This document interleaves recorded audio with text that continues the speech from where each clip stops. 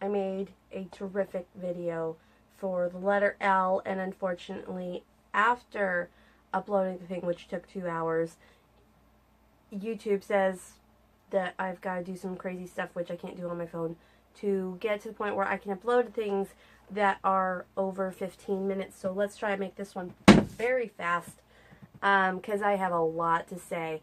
The L in VACTERL Association, which is absent from VACTERL Association, is limb differences, not including radial issues in the arm.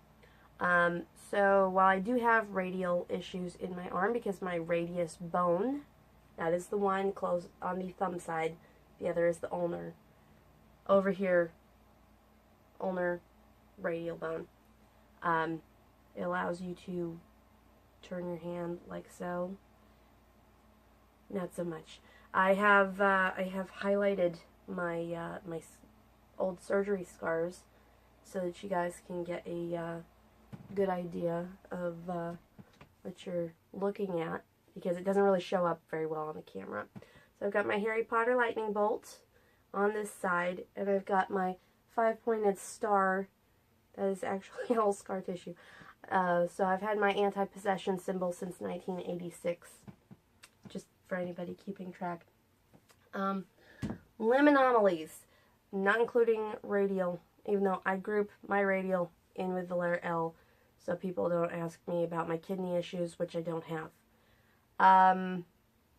Hypoplastic thumb is an issue that would be on your limb that would not be covered by radial issues, and it's fairly common, especially if you're having issues with your radius bone. So if you have a radial issue, you're very likely to have a absent or hypoplastic, that means underdeveloped thumb. There's a surgery you can get, which is best done at a super duper young age, where they remove the thumb entirely, take the finger from about here and move it down here, and it becomes your new thumb. Gosh, I left something sitting around here someplace. Grip. How do you grip stuff with a hand like this? My whole hand is a little smaller than the other. My arm length is different. Not too terribly different. When I was a kid, I swiped a wrench out of my dad's toolbox, adjusted my handlebars on my bike so that they would tilt towards me, towards the right. I ran into a telephone pole because I was used to them where they were, and I went and got the wrench out again and put them back. So don't automatically assume that somebody's going to need to compensate for these differences. For small items, I will frequently use my first finger as a thumb. For large items like this mason jar, I got a little bit of grip, and if I'm really, really desperate, I can hold stuff against my arm, so I am able to, do things. Stuff. Let me see. Some stuff that can come up, not just radial club hand,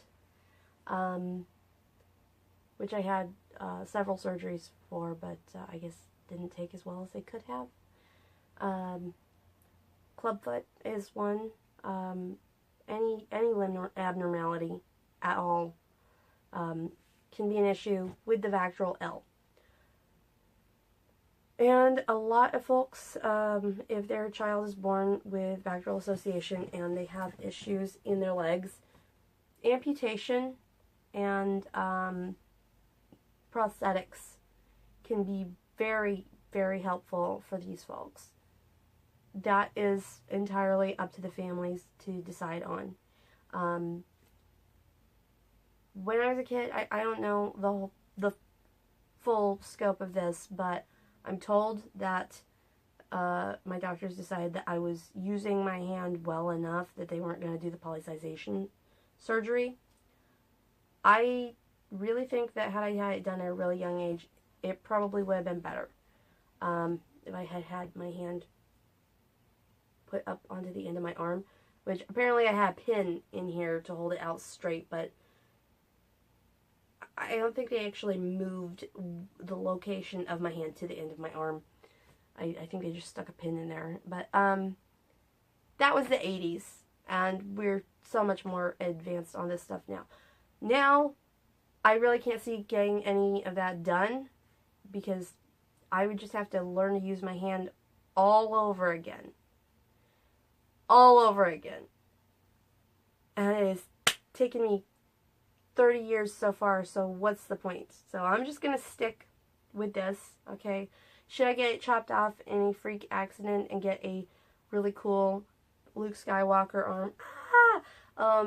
I would probably take a long time to figure out how to use it. Not just because it'd be a prosthetic, but because it would be a prosthetic in the wrong place. Let's see. How you can be sensitive to folks with really obvious limb differences is, for starters, don't stare. Don't stare. Don't freaking stare. It is the most uncomfortable thing ever. Parents staring and telling their kids not to stare makes me giggle. Let's see. Kids ask questions, okay? And if you're a parent of a very normal, average child who is really interested in somebody who, is different, try to make it sound normal. The hisses of "don't look" are, it can bring about feelings of shame that, you know what, it ruins my day. Really. I don't appreciate that. Kids asking questions like, why is your arm like that? No problem. I was born that way. That's how I was born. I have VACTERL Association. It is part of my everyday life, and I live with it. Done. Most kids are like, well, that's neat, that's different. And these kids go on to get this, not be total little jackasses in middle school who pick on the kid who's different from them, because, hey, this is normal. Some people need wheelchairs, some people need glasses, some people have blonde hair, some people have one eyeball, you know? Okay, can totally deal with that, no problem. When I was 8, my grandma asked me if I wanted a musical instrument for my birthday. I said, yeah, that would be great. I would really like to have a guitar. And she sent me a keyboard. And I'm going to demonstrate for you why this was not a good idea. My keyboard was a bit smaller than this, but this is why this was a bad idea. So while I can peck out a tune if I'm desperate,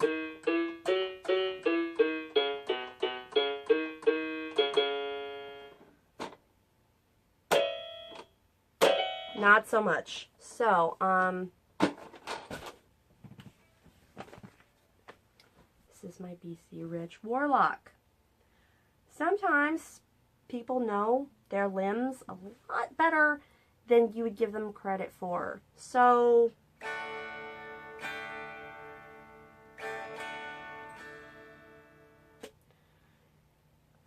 while I absolutely suck at guitar,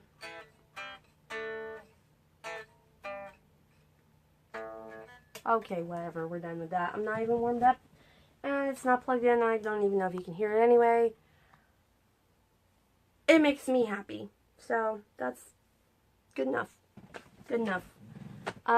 Just, you know, listen. Just listen. And, yeah, limb abnormalities. Okay, we have covered I have covered every letter of VACTERL Association. Hope you're feeling well educated. So we've got vertebral in your backbone. Anal atresia and perforate anus means you're born without a butthole. Cardiac anomalies, issues of the heart. Tracheoesophageal fistulas and esophageal atresia. Renal anomalies, that has to do with your kidneys. and limb anomalies. And all of this stuff, there's a little ghosty letter called, there's a little ghosty letter of S that occasionally gets tacked on if you were born with a single umbilical artery. It's rare. I don't know much about it. I think that has to do with the umbilical cord.